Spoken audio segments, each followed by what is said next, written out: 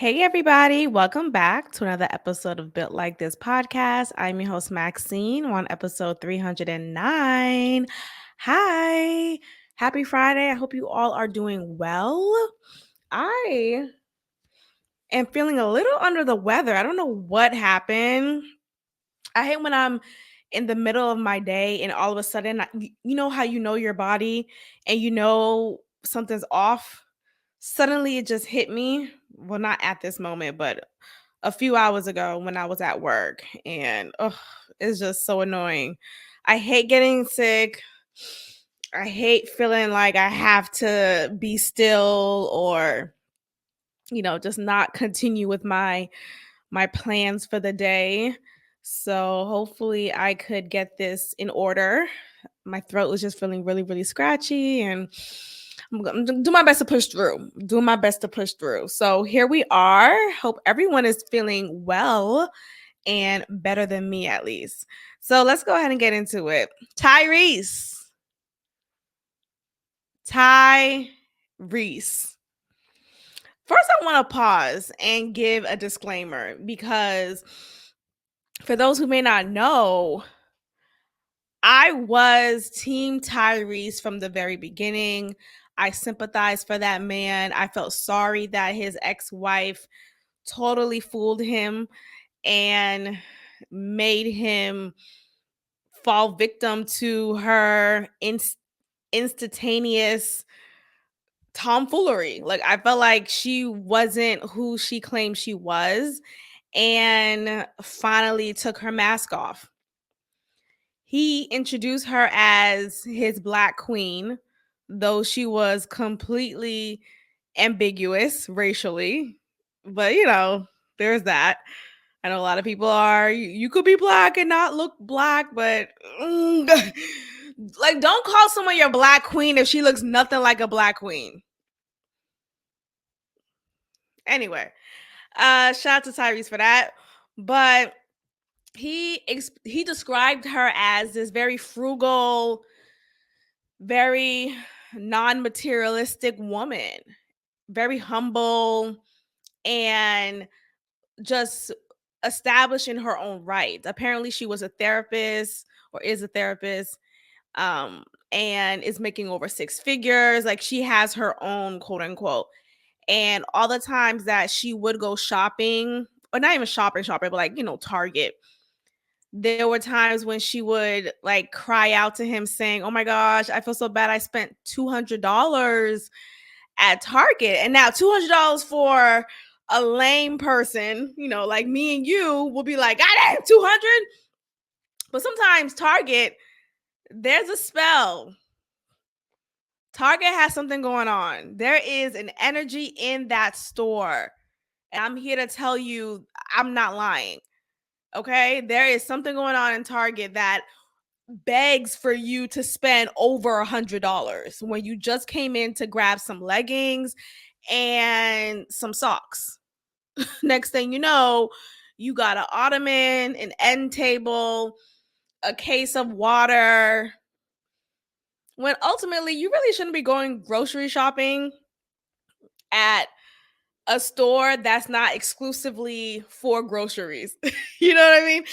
There was a recent report I heard of Walmart getting recalls done for grocery items such as steak and other types of meat, saying that something about the meat that they were selling for that particular time period was unhealthy, and it shouldn't have been sold. It shouldn't have been made available to be sold. Yet, obviously, a lot of people got some stuff from Walmart. So, anyway, the point is, you shouldn't be buying your cabbage from the same place you get your tires. Like, what? Go to an actual grocery store that's exclusive for grocery shopping. Go to a farmer's market. Anyway, that's just my disclaimer for that. But anyway, yeah, I was Team Tyrese. And I am still Team Tyrese. I am a pick me Isha. It's a joke. But ultimately, I felt for him. I felt like he got the short end of the stick. And I do feel sorry for the men out here who are suddenly blindsided by the women they marry or the women they procreate with. And suddenly that woman does a whole 180. So I think for someone like him, it it's hard to find a woman who is authentic, probably because he has a lot of money. He has that fast and furious money. He has that endless blockbuster money. So though she was doing well for herself, a woman who was making six figures, that's pretty awesome. But compared to a man who has millions upon millions of dollars and access to X, Y, and Z and luxury after luxury, what's a six-figure check? So it's totally different. So he was blindsided by her. She suddenly divorced him while he was out filming a role for a movie, and he was taken aback by her instantaneous desire to leave him. And not even just a desire, it was so short-lived. Like, it was like, nope, I changed my mind. I don't want to be married to you anymore. I want primary custody and I want all your money. I want you to take care of me for the rest of our years, as the child, as the mother of your child. And that's it. And it sucks because the court system is not set up for the success of Black men, period. No matter how much you want to try to say, oh, we live in a just society, or I don't know who says that, but ultimately, the court system is not in in favor or in support of Black men at all. At all. Even if the woman has proven herself to be unstable, unsuited for just a well to do mother. The father, the Black dad especially, you have no shot. So it's really unfortunate. So they go through this divorce. Their divorce is finalized. I think they only got married for about I think they only were married for about 2 years, 3 years, maybe 4 years. That has to be the max. But they get married.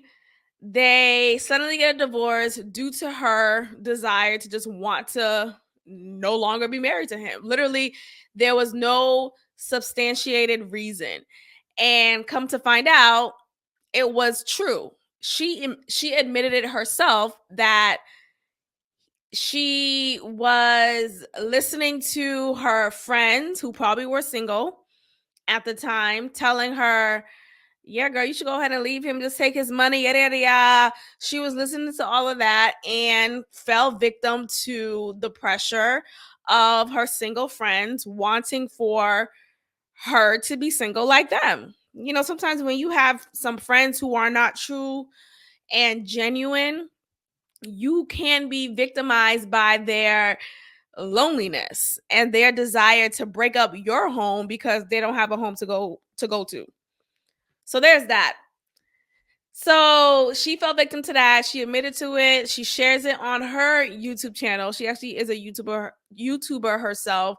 She's more of the red pill community of YouTube. So she's the community who tells women how to be better for your man, and here's how women should be, and just kind of like, it's just very ironic, very, very ironic. Anyway, Tyrese has been very vocal about how they are going through this custody battle and this battle of child support, and how he feels very strongly about not wanting to pay her an unreasonable amount of child support, because why does our 3-year-old, I think she's probably 3 now, why does she need $50,000 a month to survive? Like, she's 3. And he makes a lot of reasonable sense. Like, he makes sense completely. But I think because people just assume that celebrities, they got it, then what is it to you? And if you've already introduced this child to this lifestyle or whatever that means, then why take it away from the child? It's all these like bullshit reasons that people like to say, but it's excuses. No 2-year-old, 3-year-old, 4-year-old, 5-year-old needs $50,000 a month in child support. Like, what are we talking about? Like, cut it out. I don't care how much money the father makes. It's not needed, so it should not be mandated. And let's be very honest here. Oftentimes, the woman who requests child support, that money is not solely going to the child. That money is also paying for the mother's trips to Cancun, or the payment of this bag or this car note, or like, it's not going exclusively to the child. And I think if the parents were sharing custody, then that's more of a reason why you don't need to have this exorbitant amount of money. Okay, so I want to go ahead and play this clip of him calling out freeloading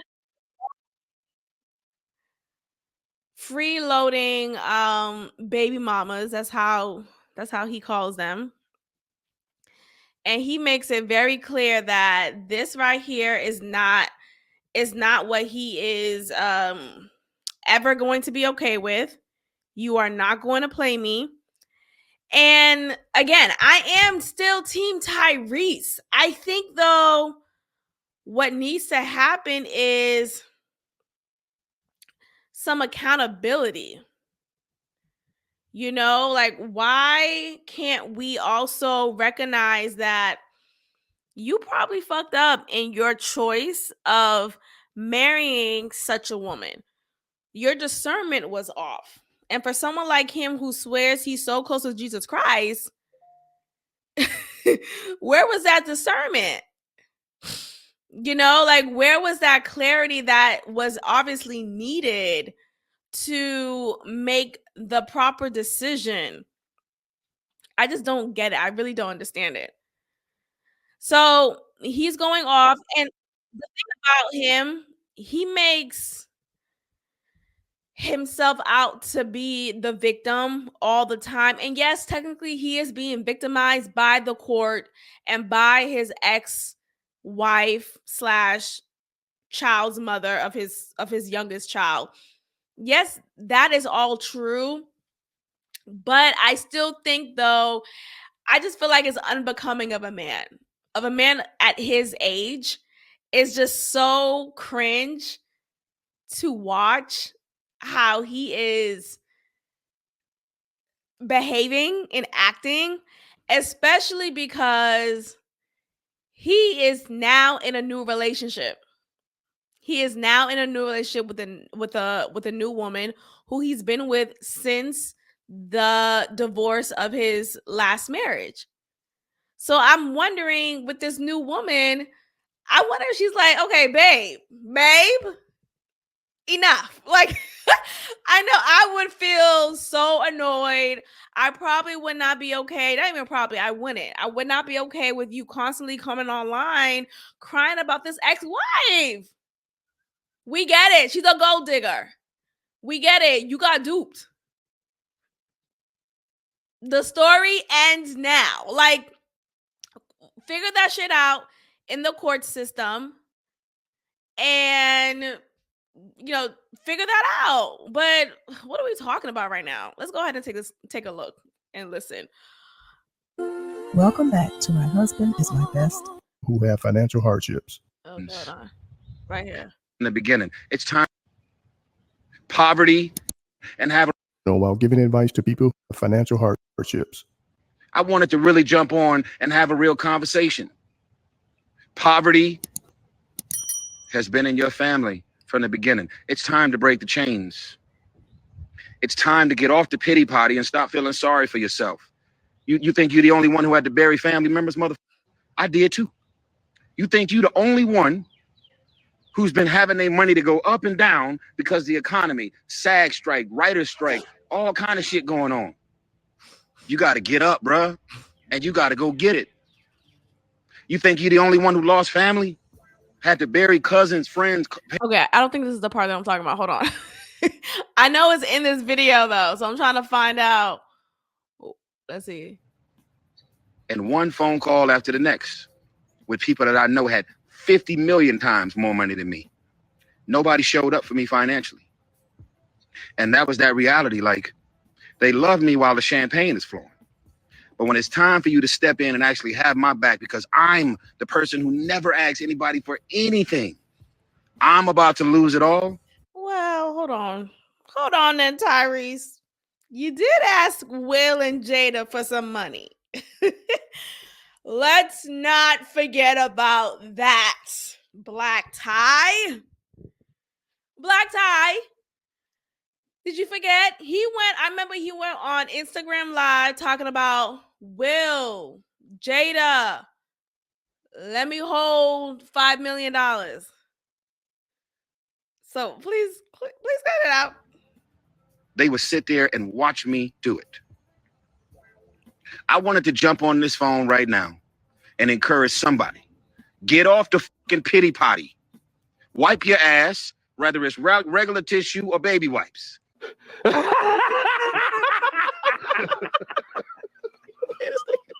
Get off the pity potty. Stop feeling sorry for yourself. Stop inviting people over to wipe your tears and play on their emotions and manipulate them. Okay, I mean, this is ironic, no? He's telling people to stop having a pity party, but he comes on this very live having a pity party about his ex-wife. And bring them in.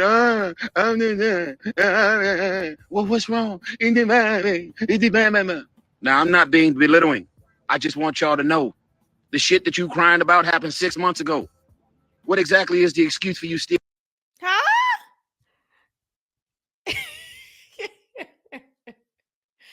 I'm laughing because he was just on live ranting about his ex-wife, going on interview after interview, sharing his pain about the demise of their marriage.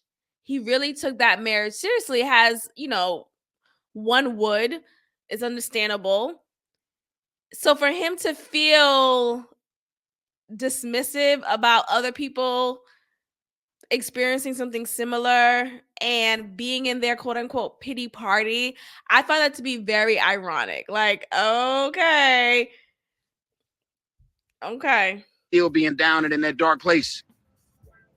You going to church, but are you allowing the word of God to actually get on you? Are you looking at this video right now saying, man, he's talking to me right now? And what are you going to do about it? I don't need an offering. I don't need y'all to put no money in the basket. I'm not asking y'all for money for the building fund. I'm saying I'm worried about you. You got kids, bro. You got kids. You have a child or you have kids. You have children. Be sure to like, share, and Hold on. I'm always and have always took care of mine. Okay, this is the part. You gonna leave me and you want to take my life with you? That's not happening. This the part right here. This is the part right here. This is when he is telling us about his feeling about his ex-wife. Okay? He's saying, you gonna leave me, gonna take my life with you. Initially, when I heard that part, I thought he meant like, you were my life. Our marriage was my life. And you leaving me took my life away. I thought that's what he meant, considering he's a artist. He's an artist and he's so good with his words and he's a singer. And, I just felt like he was being metaphoric in that moment. But now, as I'm listening back, I think he literally meant you leave me and you're taking my life, my lifestyle, the way that I've been living before you came into my life.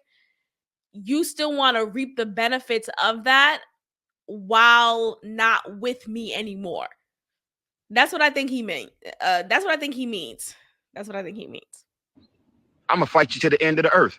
But as far as what mine need, they gonna have more than enough. It's not my job to take care of you and your life and go lavish your lifestyle, and you decided to leave me. You're gonna sit across from your new boyfriend, your new fiance, your new husband, and be pimping off my money? Not new boyfriend. Not new fiance. This man is letting her have it. And look, again, I get it, Tyrese. I get it. Fuck. I get it. But man, what is going on in the court system? And I don't know. Look, I don't want to come off like I don't want men to not be expressive and emotional, but I don't want you to be expressive and emotional.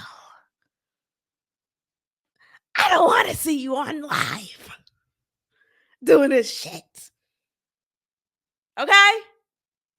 I don't. I'm sorry you're going through this. I'm sorry. I feel for you. I'm still on your team. I empathize for you. I feel like you got duped, and it's very unfortunate. As the wind blows. People get duped all the time, nigga. Like, am I being insensitive right now? No. I've had enough. And I think he needs to put this energy in the courts.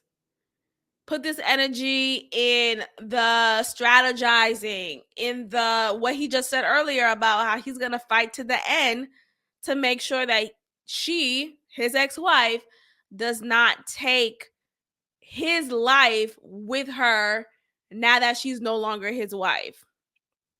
That's very fair, but unfortunately, this is just how the society is set up. You know, there's no way, like, that is why there's a thing called alimony. There's a thing called child support. You know, it's about the ex-partner, the ex-spouse still living off of the lifestyle that they had, though it was a short period. You know, relatively it was short. It wasn't no more than 4 years, but that's just the way the cookie crumbles. Black Ty. While this laying up in something that I'm paying for and driving around in and dinners and vacations that I'm paying for, I'm not doing it. But pertaining to my child or my children, they're going to always have more than what they need.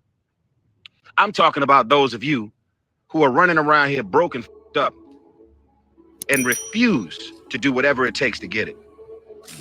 Refuse to step your shit up. There he has it. Look. His message isn't wrong. It isn't.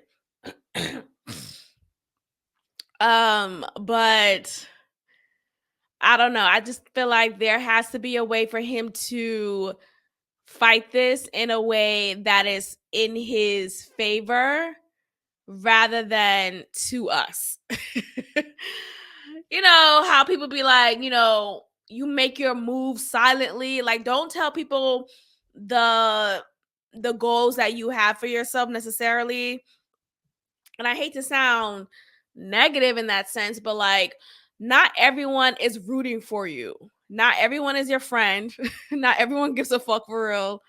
I know that sounds so pessimistic, but this is just how I was raised and conditioned to believe, and I still believe it. I really do. I feel like not everyone is here for it. It really, no. I don't think some people have jealous feelings or thoughts because maybe they want a certain thing that you already have, and you telling or sharing out loud more goals and more opportunities to excel yourself, it could lead down a path of obstacles because someone could be praying for your downfall. So when I think about Tyrese sharing all of this with us consistently, I feel like the energy that he's giving out is not going to be well received. Like, he's not going to receive energy that he needs to continue this quote unquote fight. He needs to just keep this silent, keep it within a small group, and kind of go from there. But, God bless. I wish him well.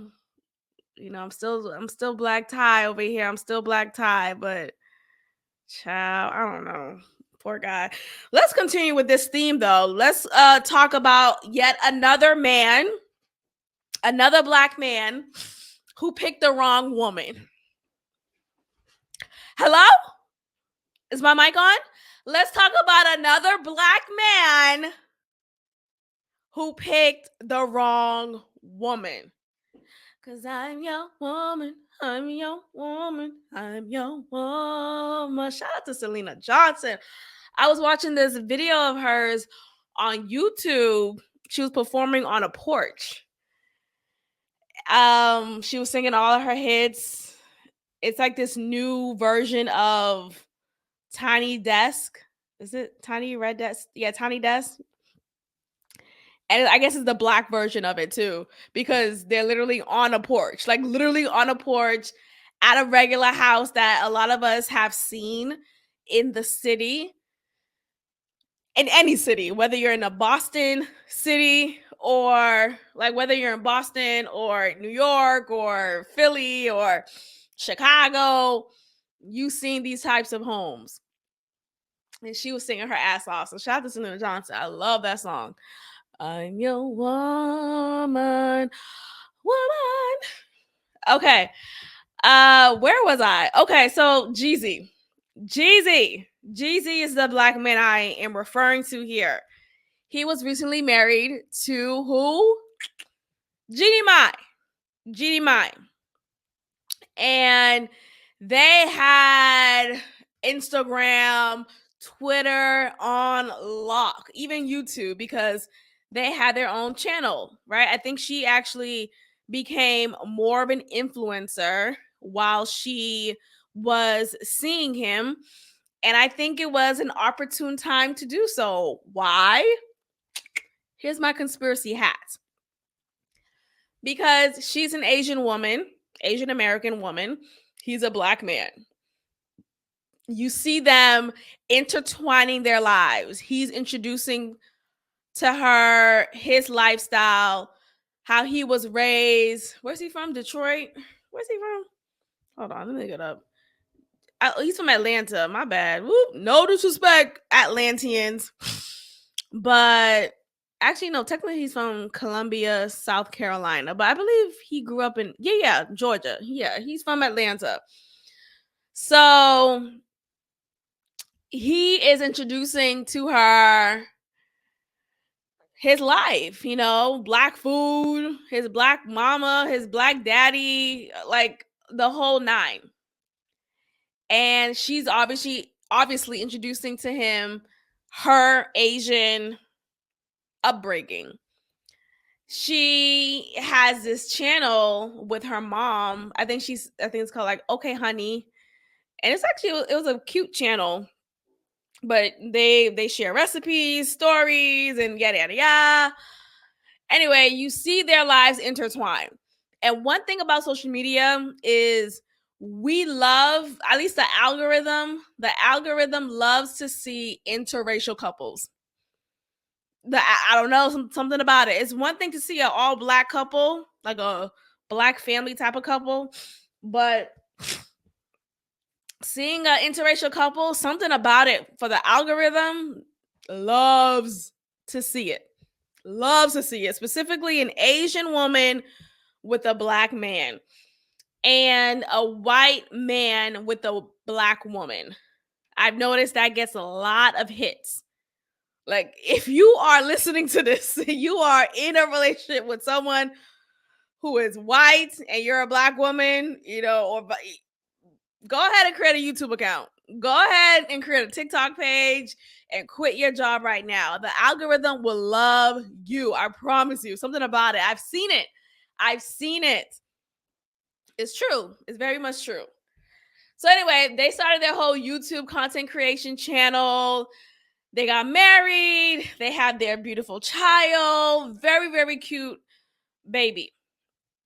Then they got a divorce. And just like that, shout out to Sex in the City. And just like that, they got a divorce. And just like that, that shit was over. And it was over so much so that it made you wonder, was this all a scam? Was this real? Did these people actually love each other? And what was quite surprising from their divorce, because I think it's official now, but it's still fairly recent. What was quite surprising is Jeezy was the one who filed. And, I don't know if this is as clear to everyone, but when a man files for divorce, apparently it's more of a big deal because typically men stay in relationships far too long. Let me say that again. Typically men stay in relationships far too long. So for him to file, it makes you wonder, what was the tipping point? What happened? There were a lot of reports saying it could have been because of just their cultural differences. Her being Asian, him being black. Which, like, okay, y'all didn't know that before y'all got married. Y'all didn't know each other was of different races and different cultural backgrounds. But okay. But it's always different whenever a child gets involved. But that was natural. Like, obviously, a child may get involved if you're having sex. What are we talking about? But you know what was so funny? Jeannie was married prior. And when she was married to her ex-husband, she said time after time, she did not want to have children. She does not see herself as a mother. That is not her ministry.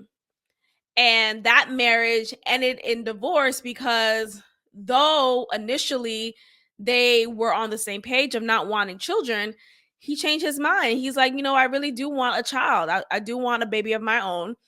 So they ended up getting a divorce. And for her to now decide to have a baby with Jeezy, it was just quite interesting because, hey, just not too long ago, you say you didn't want a kid. But I think it just really proves the fact that oftentimes when people say, I don't want to get married or I don't want to have children, sometimes the silent saying at the end of that is with you. I don't want to marry you. I don't want to have children with you. Or, I just don't see myself procreating with you. I don't see myself doing this lockdown marriage with you. And until you see yourself with someone who you can have children with, who you can be married to, then it'll be easy to say, yeah, absolutely, I want to have your babies. I want to have your babies right now. Get me pregnant right now. God damn. TikTok. Okay, so she gets pregnant. She has her first child, and it's a beautiful love story. You have this interracial couple. This is America. Yay. 2024. But this happened like 2023, 2022, around that time. Okay, cool. So they get a divorce. A lot of rumors were of the cultural differences and how Jeannie allowed her brother and her mother to stay in their marital home. And this was allegedly a point of contention. And maybe this is common for Asian households to have generations in their home in one home, especially being that they have a young child. This probably helped with the raising of that child to have it in the hands of a trusted family member. So I think maybe initially Jeezy was okay with Jeannie Mai having her mother and her brother in the home. That probably helped with babysitting X, Y, and Z. But maybe after a while, it got tiresome. Like, look, I want to walk around with my dick out. And your mother's still here. She's on the couch. Like, that's not going to work. And, I think that is reasonable. But I figure, and again, this is someone, I'm speaking from the outside in, but I could assume that they probably have a big enough house where there's probably different endpoints in the house. Like maybe the mother could just stay in the west wing and you're in the east. Or maybe there's a guest house on this property and that's where your mother stays. And y'all could come together Monday nights and have dinner together as a whole family. But like there's space to have space. So that's what I would assume. But nonetheless, it's still your house. And if you don't want anyone to stay past a certain time period, I think that's reasonable. So that was one of the conspiracies, one of the rumors as to what led to their divorce. I think ultimately what was filed was irreconcilable differences. So, it is what it is. But for the man to file, it does say a lot. Another thing that probably was one of the reasons why he filed. Jeannie has made it very clear that she has had a hot temper, a dragon. I think that's what she called it, a dragon. She had a very hot temper in her intimate relationships with her ex-husband. She had this hot temper with. And he would just accept it. He would just let her be disrespectful and angry and wild out and probably throw things. I don't know how her hot temper manifested itself, but nonetheless, it was hot enough. And maybe I didn't say this earlier, but her ex-husband is a white man. So maybe he lacked the discipline and the assertiveness to really shut that shit down. But Jeezy, a black man, is going to shut that shit down. He's going to be like, oh, absolutely. You better, who the fuck you talking? He's going to shut that shit down. Reasonably so, understandably so, rightfully so, as he should. So maybe there was just one too many arguments. She started, she lashed out, she ended in a way that was completely disrespectful. And he said to her, talk to me like that one more time and I'm out. And she tried it one more time and he was out.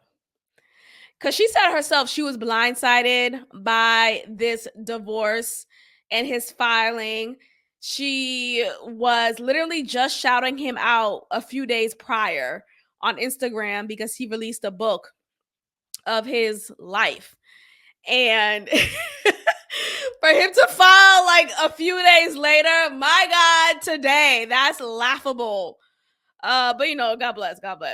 Anyway, he has filed for primary custody. Yes, Jeezy is not playing. My God, today.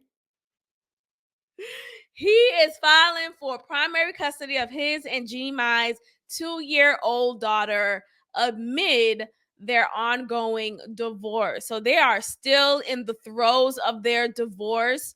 They're not officially divorced yet because they obviously haven't come to a settlement that is agreed upon between both parties.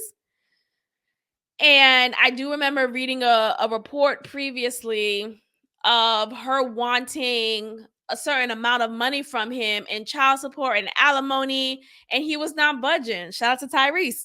So, look, I am here for these men standing up for themselves, but here's the difference. You don't see Jeezy on live ranting and raving about Jeannie Mai. He's just letting it happen in the courts. That's how it should be. Let the courthouse hear what's going on, not us. Let me go ahead and just figure it out myself. But let that happen. Jeezy is seeking primary custody of his and Jeannie Mai's 2-year-old daughter amid their ongoing divorce. Jeezy filed for custody and did this literally yesterday, the April 10th. At the time of this recording, just make that clear. He claimed he wanted to amend his and his ex's custody agreement because the toddler wants to live with her dad full time due to Mai's busy schedule. See what's happening here? I think what he's doing, first of all, the daughter is 2 years old. Not to say that kids can't speak up for themselves or, know what they want, but I think sometimes, not even sometimes, all the time, kids say one thing and then they say something totally different tomorrow. I like you better than mom. And then I like dad better than you. Why? Because I let you have popcorn before dinner. Why? Because we went to the park twice today. Like, it's just, these kids don't know what the fuck they're talking about. So him, quote unquote, blaming the kid, making it seem like the kid is saying, I never see mom. Mom is so busy with her schedule. I want to live with dad. Like, this 2-year-old is saying, what? Does this 2-year-old even know how to say schedule? But look, if this is true, if this is the case, if the child really has expressed time and time again that she is not seeing mom enough and wants to live with dad, then I think this is a fair filing from Jeezy.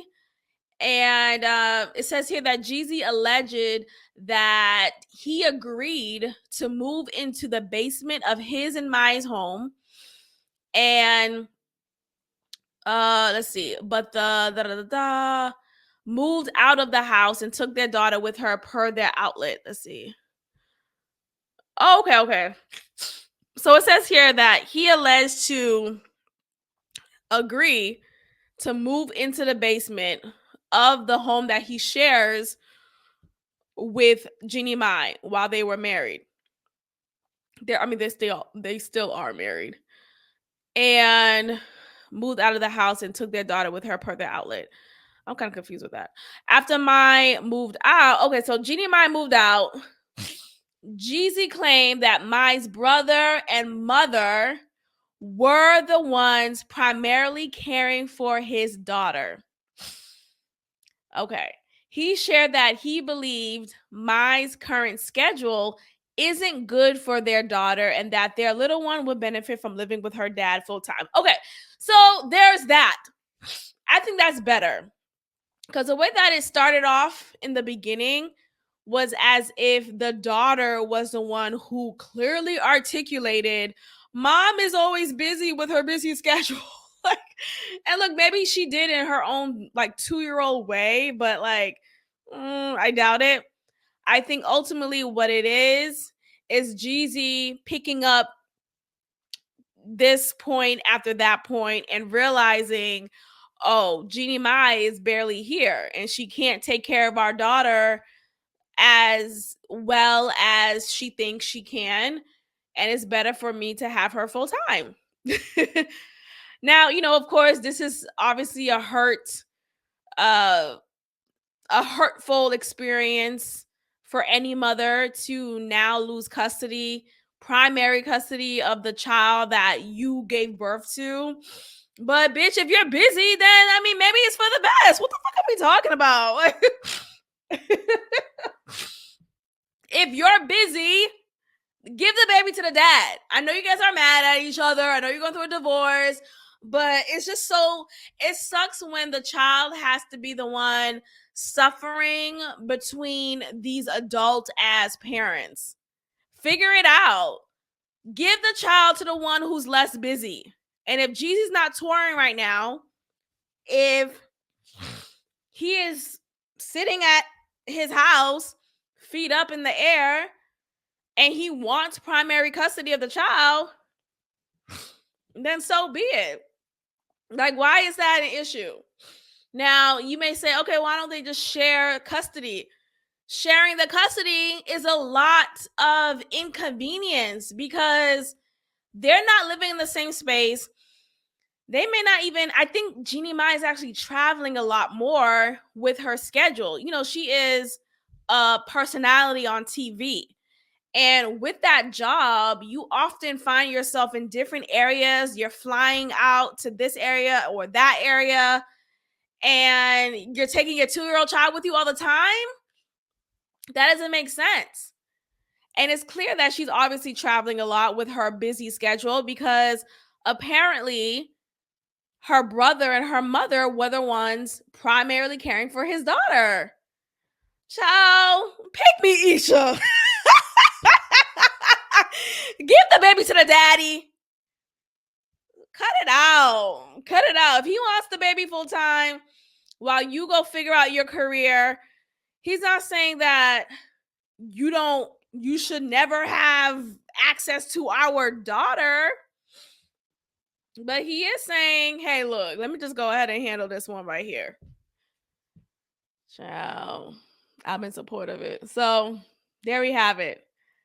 Jeezy is saying, this is my child. I want to raise his child exclusively.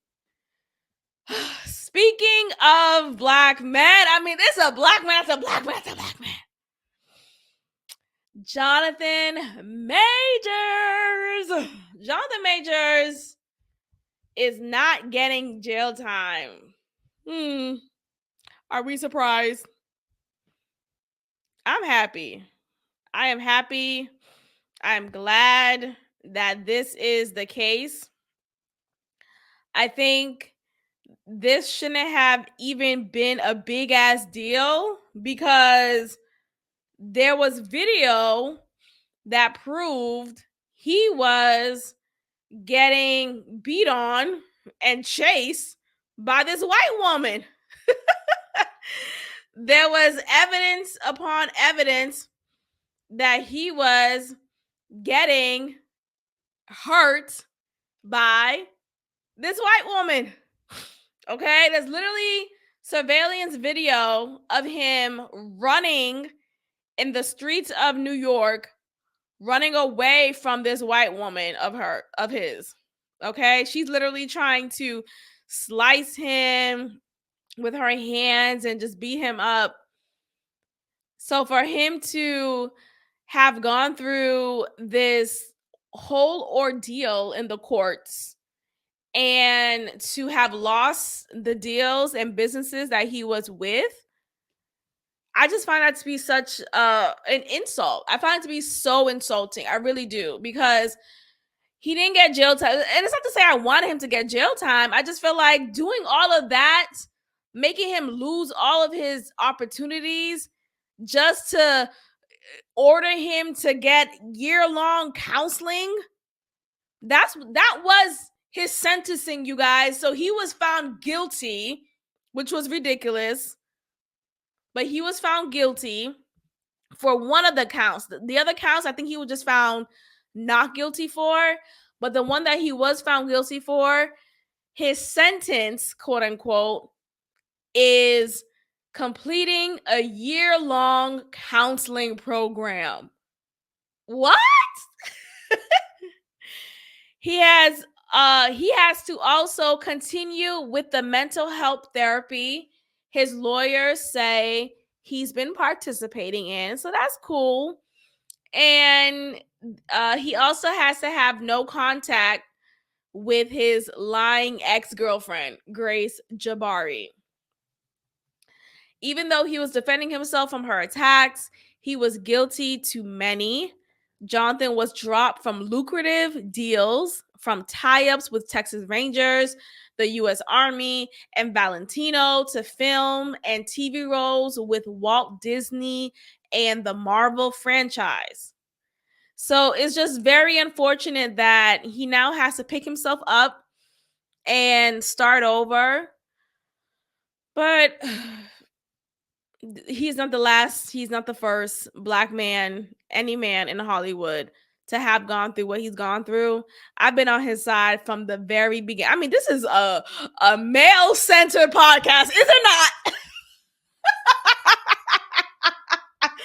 This is a male-centered center. I am male identified. All that bullshit ass term y'all feminists like to say. But no, what's right is right. I think this is I'm glad he's not having to face jail time. I am happy about that.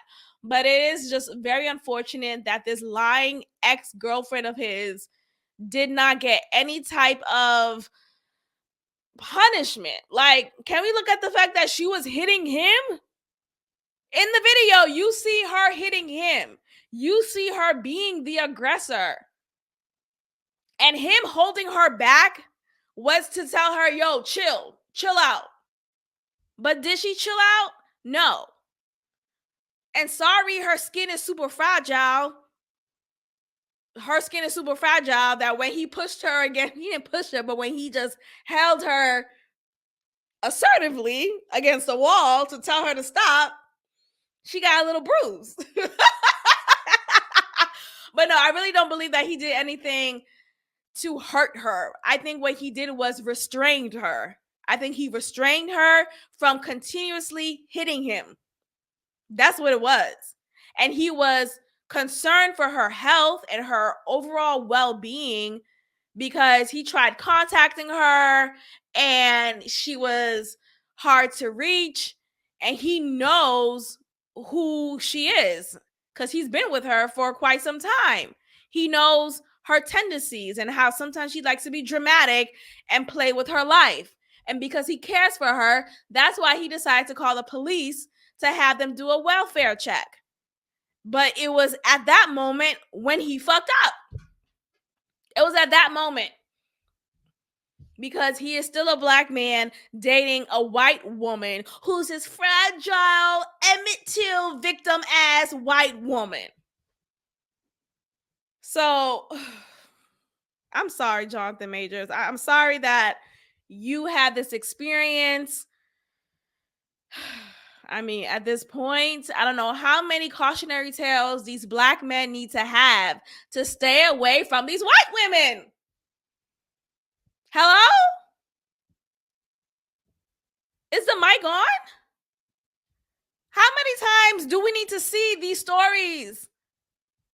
And Omari Hardrick, I'm waiting for you to leave your white wife. Hello, ghost. Ghost. Yes, I'm bringing your ass into it. When I found out his wife looked the way she looked, I was like, oh, okay. But you know, love is love. Let me stop doing that. Recently, I stopped hating on interracial relationships. So there's growth. There's growth. I too have grown in this topic. But no, I'm glad he's not with the white woman anymore. Shout out to Jonathan Majors. He is now with and has been with Megan Good for a little bit now. They look cute from the beginning. I was in support of them. I know Megan Good got a lot of slack for it. Like, oh, why would she be in the same room with him? Why would she take pictures with this man knowing what he's accused of? And it's like, y'all, shut the fuck up. She's standing by this man as she should because, boom, the evidence proved that what? He was right. He was not the aggressor. He was not the one holding her down and beating her up. No, she was the one, especially since there's evidence that supports it, that we see, evidence that we see. There's also testimonials that we see of her, of the driver from the car that they were in. He recounted the moment and was like, yeah, she was the aggressor. She was the one hitting him and being physically aggressive. So, child, you know, and so it is. At this point, I'm glad that he is not facing any jail time. I'm glad that he's with a black woman right now. And, you know, and so it is. Let's talk about Gerard Carmichael. Okay.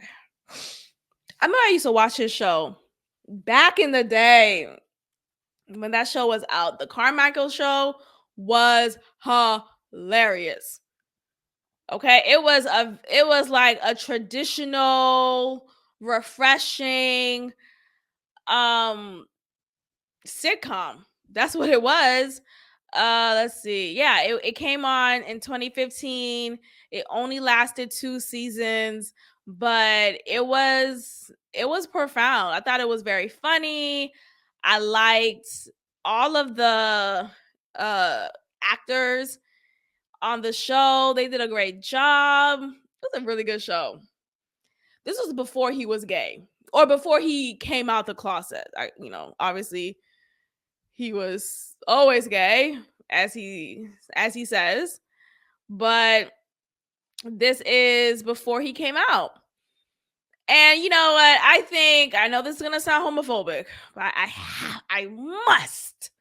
I'm looking at the show right now. I did not know the character. There was a character on the show named Maxine. Hello? Hi.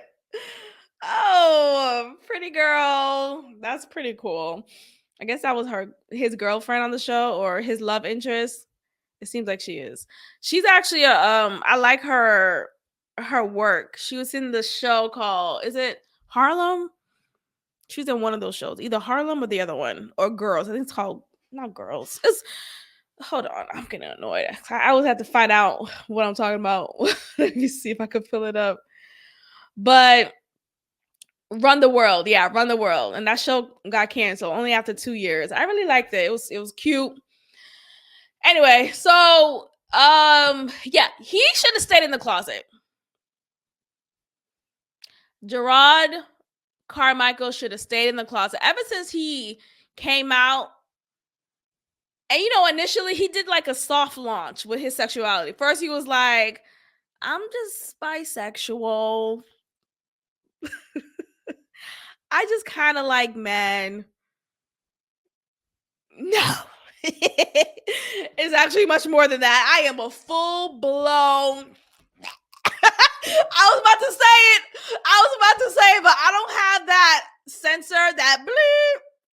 I don't have that yet. So let me see if I can figure out how to do that, because I will be saying the word. But you know what I mean. Okay? It's what they say in London, but it's not a slur. It's what they say in London for cigarettes. Okay? He's a full blown. So he's fully gay. This whole like idea of I'm bisexual. Okay. I mean, can men really be? That's a whole other topic. Anyway, he's under fire. He's under fire currently because of his joke about slave play. Sorry, my nose is itchy because I'm still like, I don't know what's going on. I'm like under the weather. Oh. Excuse me. So he has a joke about, he's a comedian, by the way. Am I not clear? I don't know if I set it up that way. He's a comedian. He had this sitcom. It only lasted for 2 seasons, but it was a really good sitcom because a lot of people obviously still reference it. That's how you know it's still good. That's how you know it was a good piece of work, that people are still talking about it. And I watched it when I was younger, so I remember how much I enjoyed it. He's a comedian. He had several specials.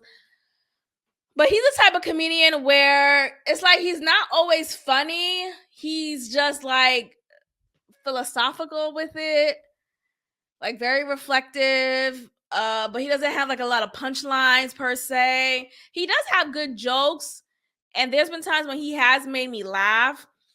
But he's not like, I don't. It just depends on what he wants to do with the joke and how he delivers it. So it's just very interesting. Anyway, he's also in the movie called Poor Things that I watched recently. I talked about that in a couple of episodes ago. So he is getting backlash for his slave play joke. And he says this joke on his reality show that's on HBO. It's called Gerard Carmichael's Reality Show. And in this reality show, there's a moment where he's doing stand-up and he shares this joke. Also in this reality show, he is being very open, very honest, very transparent about his sexual fantasies and his advances on men and how he seeks sex, yet he's not being honest with his partner about the non-monogamous lifestyle that he wants to have. And it's just very alarming to watch the frequency and how much sex he's having with strangers, with complete strangers. So he says here, and I quote, I sometimes joke to him. And by the way, Gerard Carmichael is a black man. Let me just make that very clear. He's a black man, and he's referring to a white boyfriend of his.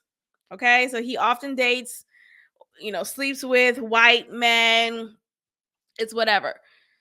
He says here, quote, I sometimes joke to him that our relationship is like that of a slave and a master's son who teaches me how to read by candlelight, the comedian says. And then he then says, yeah, he groans too because he's a good person.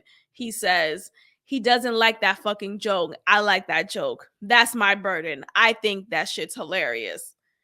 So a lot of people are finding issue with this because it's like, why do you have this as a fetish? Why is this a kink of yours? Why do you find that to be hot and sexy to play the role of a slave while your white boyfriend plays the role of your master, your massa?